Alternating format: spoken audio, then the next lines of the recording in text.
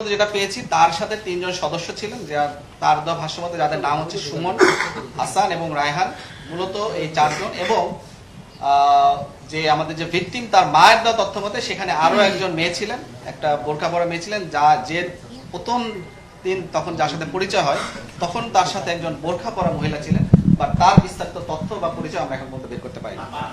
অপহরণ করে তার কাছ থেকে মুক্তবান হিসেবে টাকা আদায় করে তাদের উদ্দেশ্য ছিল।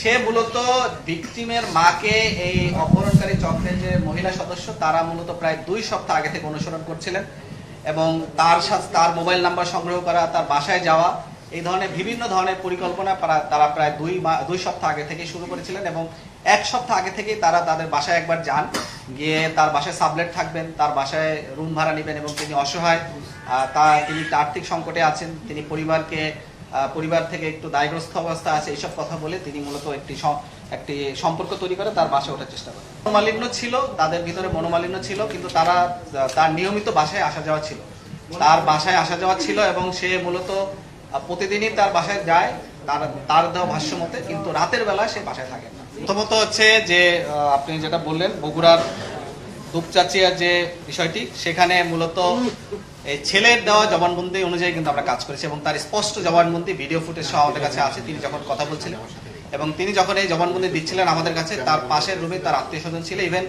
তাকে যখন আমাদের ক্যাম্পেও নিয়ে আসা হয় তখনও তার আত্মীয় স্বজন আমাদের সাথে, আমাদের টিমের সাথে আমাদের ক্যাম্পে আসে। এরপরও তদন্তের স্বার্থে তদন্তে বিভিন্নতা থাকতে পারে, তদন্ত বিভিন্নতার মোড় হয়, তদন্তকালীন সময় যদি আমাদের কোনো সহায়তা দরকার হয় আমরা অবশ্যই সহায়তা করব। এছাড়াও যেটা বললেন যে আমাদের র্যাবের কোনো সদস্যের জন্য যদি কোনো ধরনের অভিযোগ বা কোনো ধরনের গাফিলতি পাওয়া যায় আমরা অবশ্যই তার ব্যবস্থা নিব। স্বীকারোক্তি কিন্তু অনেক ধরনের আছে, নিজেও স্বীকারোক্তি দিতে পারেন, ম্যাজিস্ট্রেটের সামনেও দেওয়া যেতে পারে, এবং এই স্বীকারোক্তি দেওয়া মানেই যে তিনি স্বীকার করে ফেললেন, ঘটনা প্রমাণ হয়ে গেলে এটা কিন্তু না।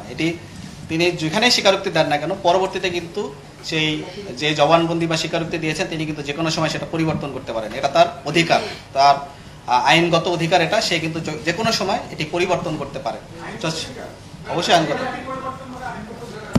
স্বীকারোক্তি আমি যখন দিয়েছি এরপরে যদি আমি এটাকে পরিবর্তন করতে চাই, এটা আমার আইনগত অধিকার, আমি যে কোনো সময় এটা পরিবর্তন করতে পারবো।